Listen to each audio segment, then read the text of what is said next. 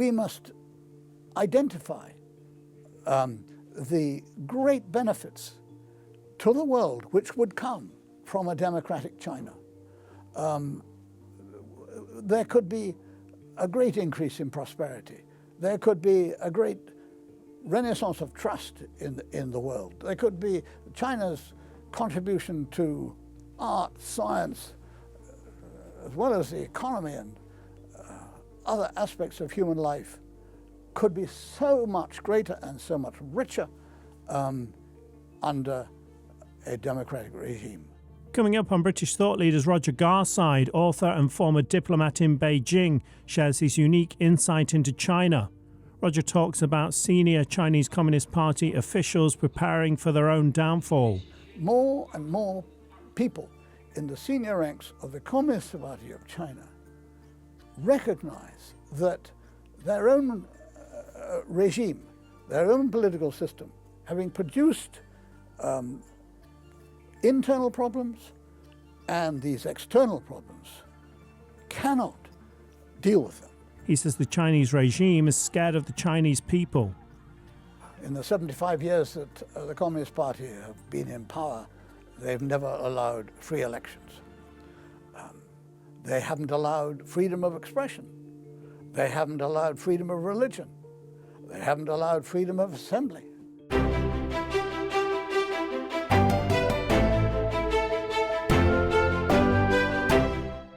Today I'm sitting down with Roger Garside, author and former diplomat who served twice in the British Embassy in Beijing. Roger, thanks for joining us. Delighted to be here. In 2021 you published your book, China Coup, The Great Leap to Freedom. Yes. Can you talk to us a bit about the book and its main message? With pleasure. The book really divides into two parts. There's 3/4 of it which is non-fiction and 1/4 which is semi-fiction. The 3/4 which is non-fiction gives the reasons why I believe that the totalitarian dictatorship which now rules China is going to end in the next 3 to 5 years. The 1/4 that is semi-fiction narrates one way in which that might happen. I chose 3 real-life leaders of China and showed them leading a coup against Xi Jinping and launching a transition to democracy. That came out in 2021. Since then, all 3 leaders, the real-life figures I chose to I identified as most likely to lead a coup, have all been arrested, and one of them has died under suspicious circumstances in October last. So it's not, it's not going to happen in detail the way I've imagined and told, but it so much that has happened since the book was published does reinforce my conviction and produces more evidence of why this totalitarian dictatorship will end. You talked about the 3/4 of the book that discusses how China became ripe for this democratic revolution. Yes. Could you tell us a bit about how the nation got to that point? Right. Well, if we go back to 1976, when I was on my second tour in China, the country was trapped in deep poverty, stagnation. When Mao died, it was clear to people like Deng Xiaoping, who are more of a pragmatic frame of mind, that if the Communist Party was going to hold on to power, and they were determined above all else to hold on to power, then they were going to have to liberate the enterprise and energy of the Chinese people, which have been so evident in other places around Asia, and allow the people to acquire a level of prosperity, and only then would they tolerate the continuation of communist rule.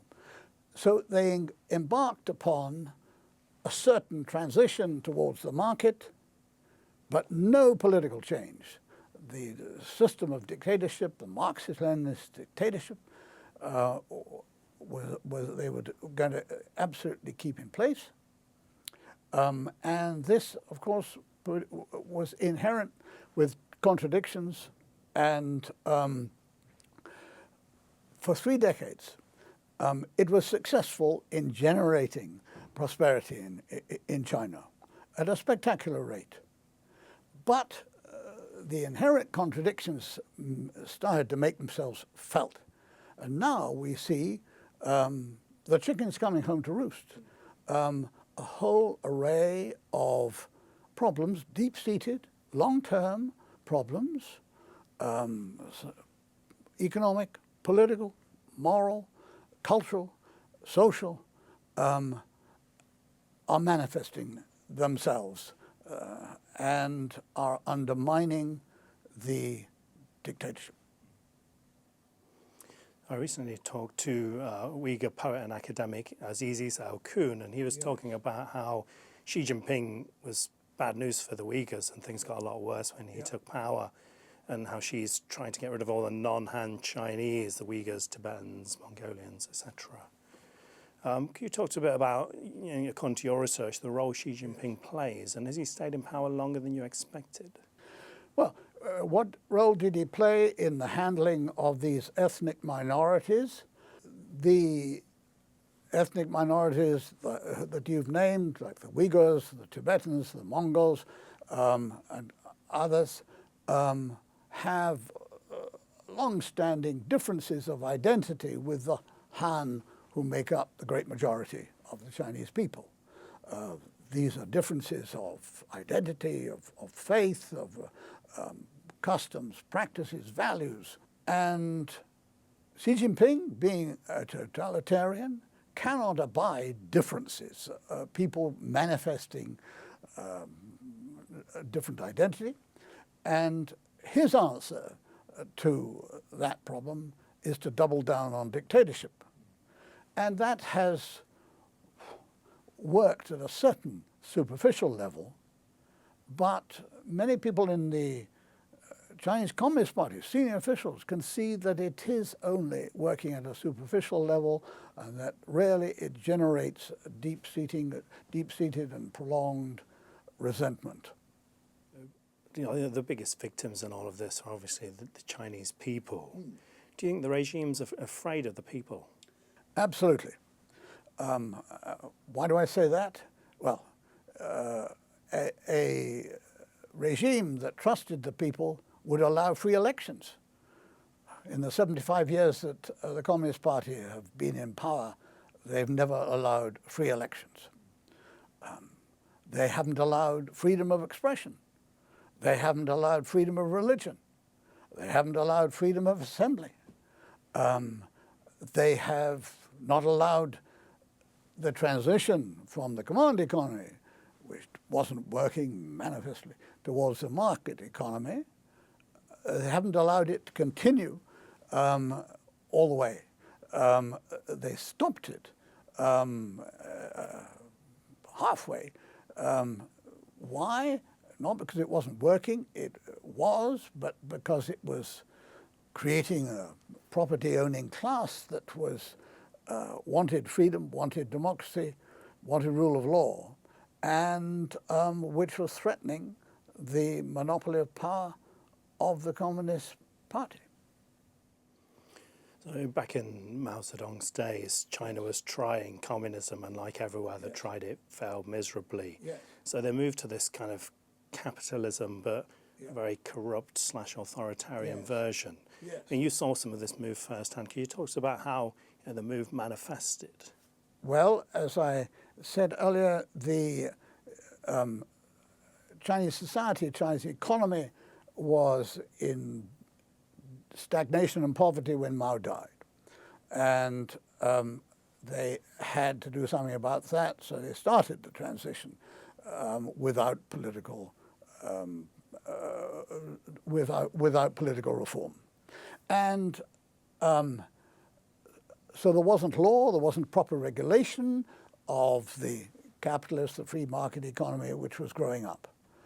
And so corruption became widespread at every level and in every aspect of life, whether you were wanting to get your child into a better school or wanting a child to pass exams or get into the university, or whether if you wanted health care of a better quality, you had to grease the palm of somebody. And when Xi Jinping came to power, he launched the most vigorous and sustained campaign to supposedly stamp out corruption. But he only attacked the symptoms of corruption. He didn't attack the systemic causes of corruption. The systemic causes are the absence of the rule of law, the absence of an independent judiciary, the absence of a free press to expose corruption, the absence of free elections in which corrupt politicians can be ejected and supposedly more honest ones can take their place, so on and so forth. These are the systemic risks and reasons why corruption existed and continues to exist. And the proof that his campaign has failed is that now, in the last 12 months, we've seen the purge of numerous top-level officials.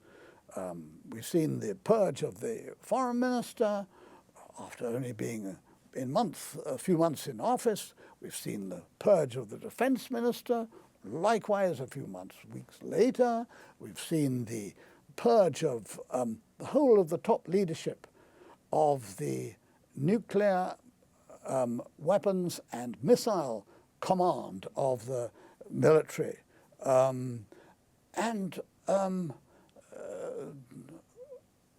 What this confirms in us is the belief that the campaign against corruption was only partly designed to deal with corruption. It was also politically targeted. It was a tool, a weapon for Xi Jinping to impose his personal authority on society, to root out people at officials at a lower level that he thought might be opposed to his strategies. So it wasn't purely an anti-corruption campaign, it was also a political purge. Do you think it's fair to say that the CCP tried to move towards this form of capitalism, but they don't want to give out the freedoms that come with it, so it just can't work in the end, they can never quite reach it? That's right, it can't work, because if capitalism is to work, it has to work within a framework of law and regulation.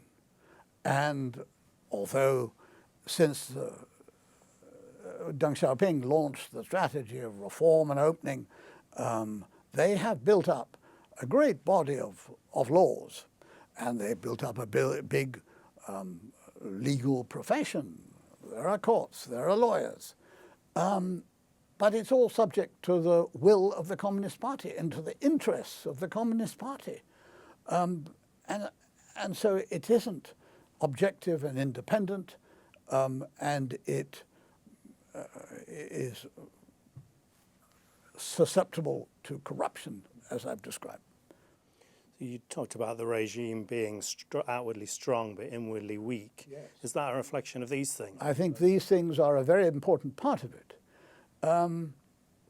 But I mean, it looks strong, and in some ways it is strong, because the Communist Party is well organized and very ambitious and politically savvy, and it has used its power over 75 years to extract, and particularly over in the reform and opening era when the economy has been growing, it has used its power to extract wealth from the private sector, which was dynamic, which is dynamic and successful and innovative, and to use that wealth to build up the military and build up the high-tech internal security system, both of which work up to a point. So it looks strong, and in some ways it is strong, but it is weak because of the corruption, because of the alienation of large parts of the people.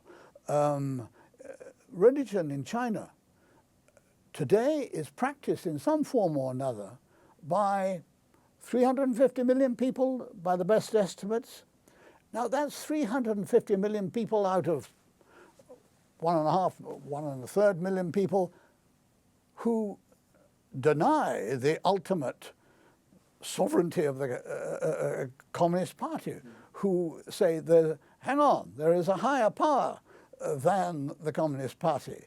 The Communist Party is not the ultimate arbiter of right and wrong and good and evil. So quietly, without making a political fuss about it, many people, hundreds of millions of people, internally dissent. And that's the source of weakness. So and the Communist Party knows that. Some of their own officials go to church or to the temple, and they have to fight against that.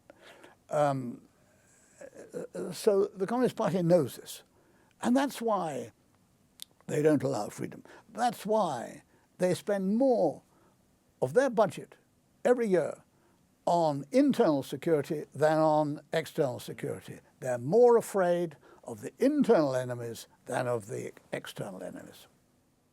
This is why they're so against freedom of belief, and you see various different religions persecuted in China. Yes. Because people see a higher power than the Communist Party. Yes. So do you think the Western governments are doing enough to question the corruption, demand transparency from the Chinese regime? Well, questioning and demanding fall on deaf ears where the Communist Party is concerned. We do a certain amount of it, and we must, and it's only right to stand up for human rights in our own societies, defend them at home, and promote them abroad.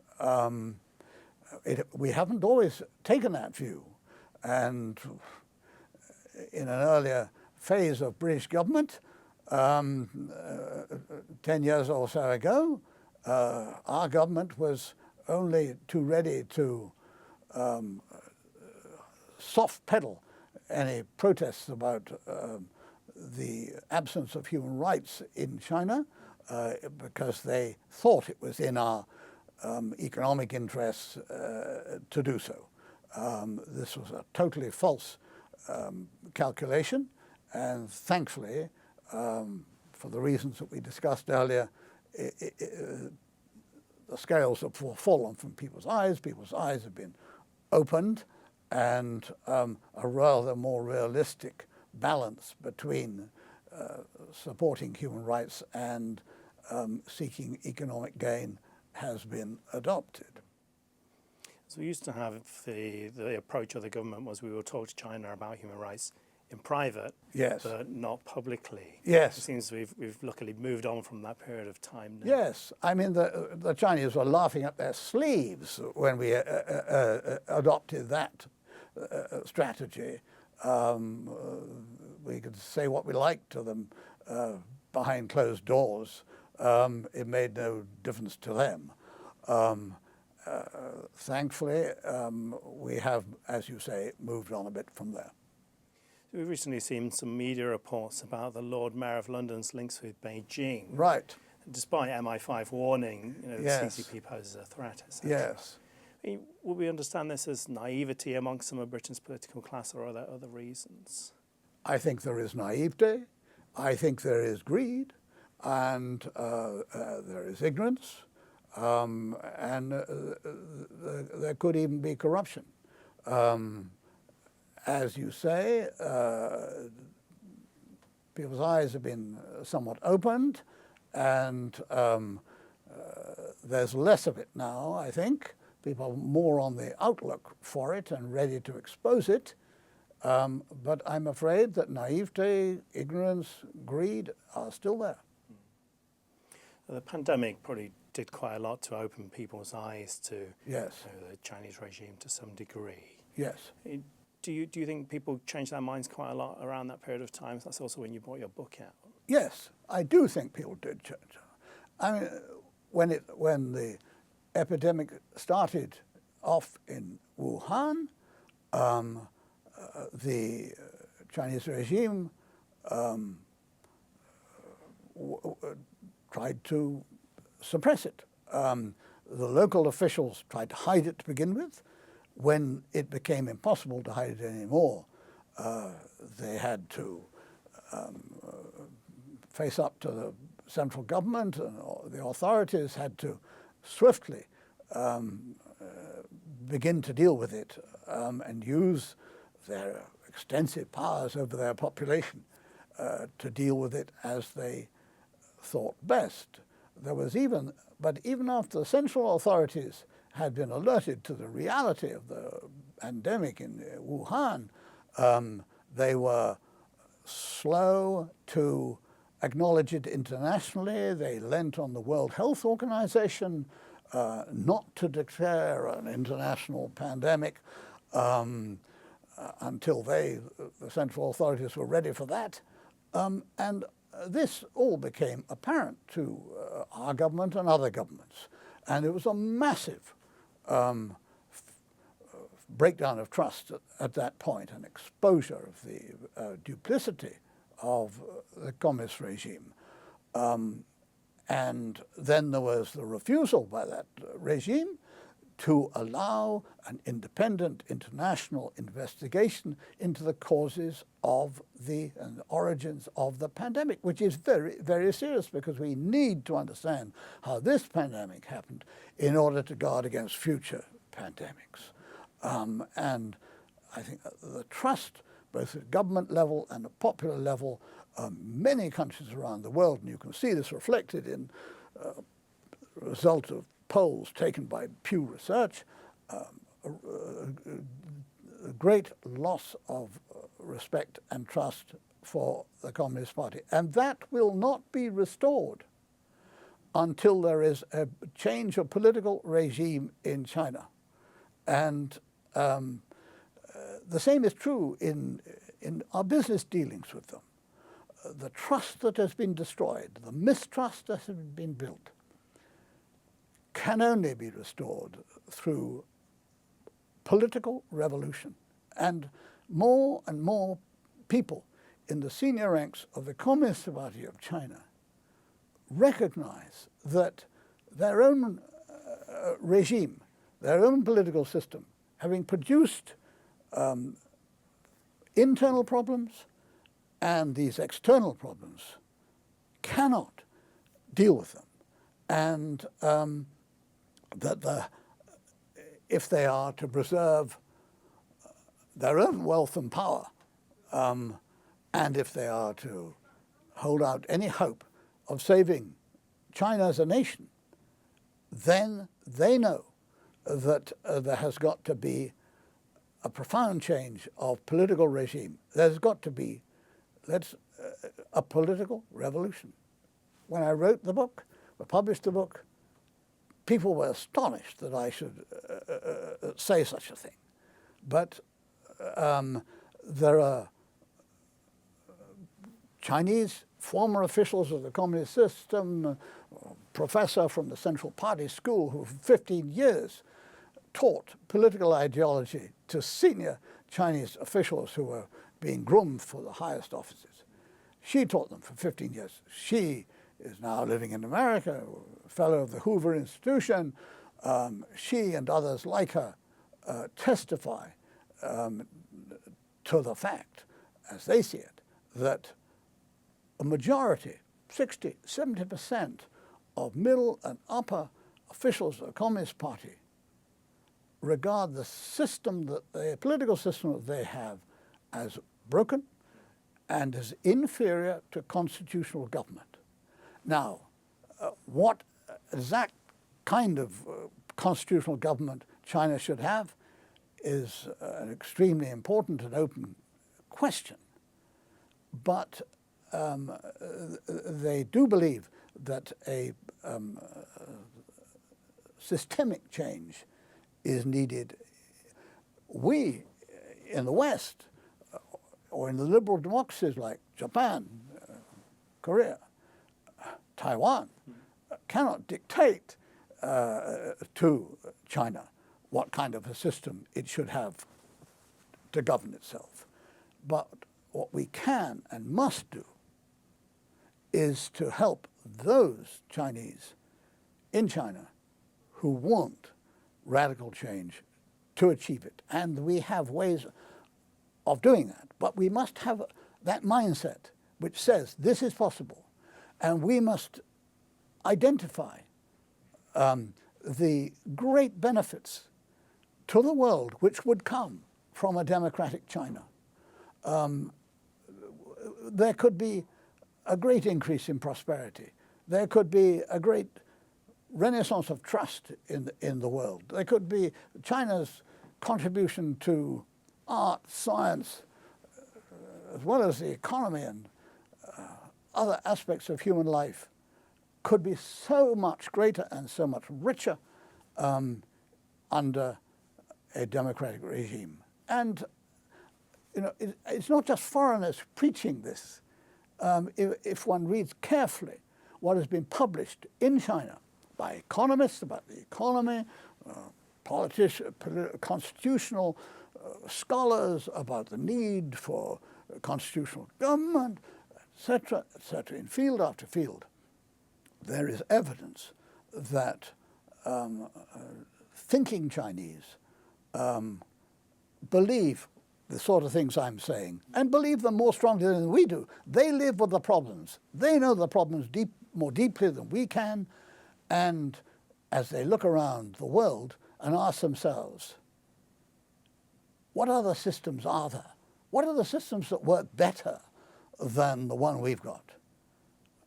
There is only one real answer, and that is some form of elective democracy. What can we do to help? We can expose what is wrong in China. We can stand up for our own values. We can, and in standing up for them, we can do the sort of things that we are doing look at the American system of controls over export of high technology. This has been very effective. And you know, we in Europe and other liberal democracies have got to make sure that we play our part in this. So we have strength in our economy, strength in our science and technology, strength in our political system.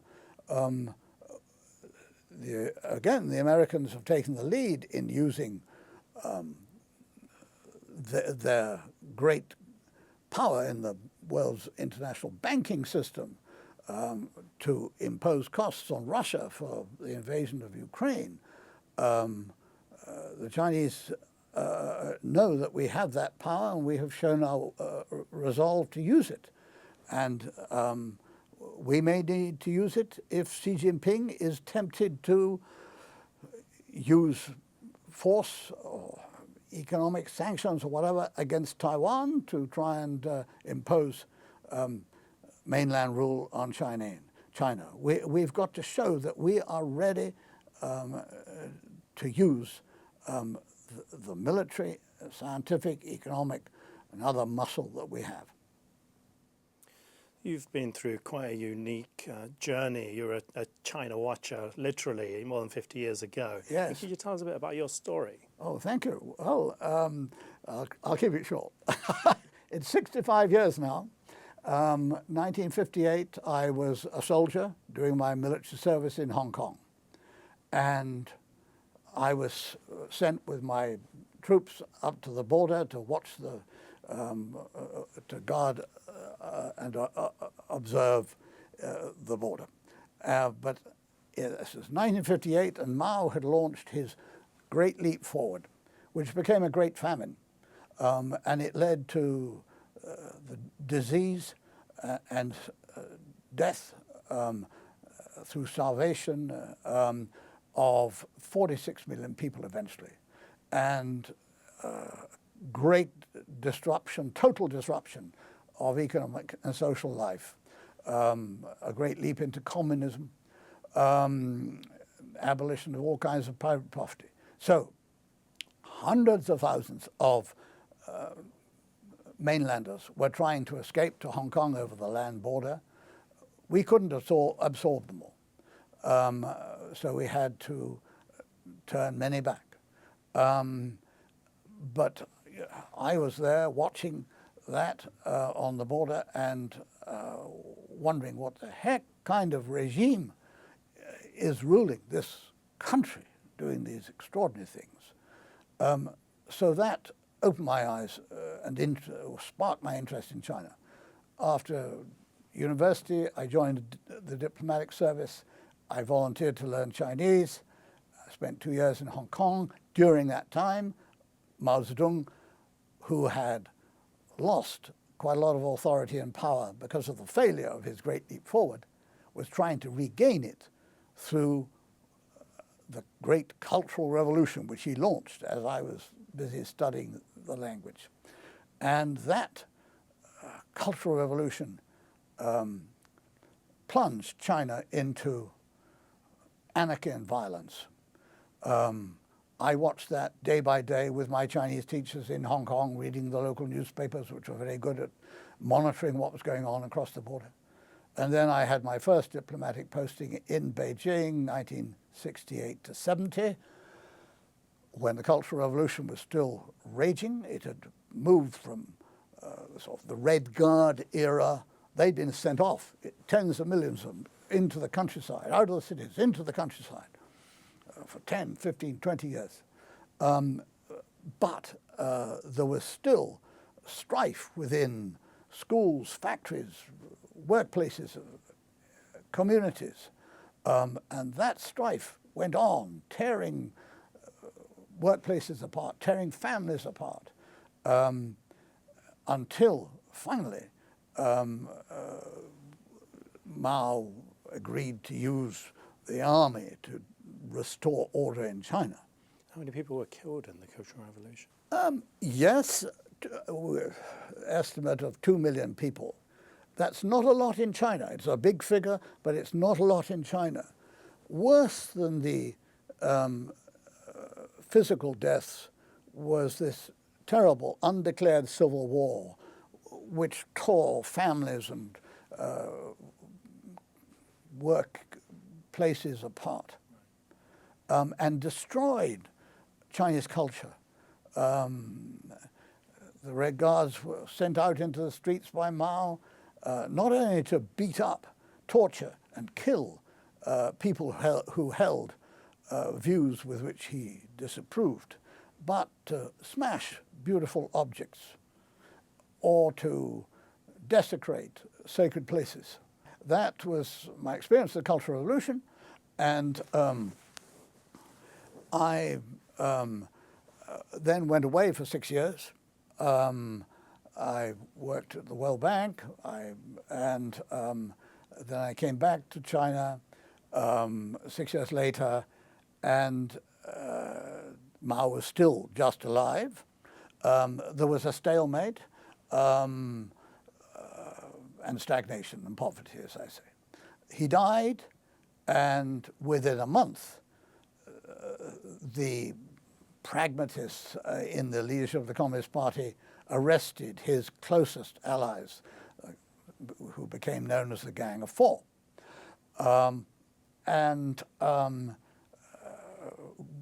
Gradually, over the next 2 years, the worst aspects of Mao's policies were abandoned by his chosen successor, Hua Guofeng. But Hua was weak, and he was displaced by Deng Xiaoping. Before I left China in January '79, and Deng Xiaoping had emerged as a supreme leader of China and was announcing the sort of reform and opening. It was and I knew I had a great story to tell. I'd witnessed over the preceding 3 years, I'd witnessed this great turning point in Chinese history. And so I took a year's unpaid leave, and I went away and wrote my first book, which was called Coming Alive, China After Mao, which was very well received, and in contrast to my second book, was widely reviewed by all the major papers and journals in the liberal democratic world. And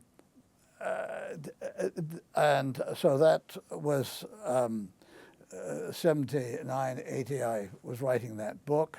I didn't return to China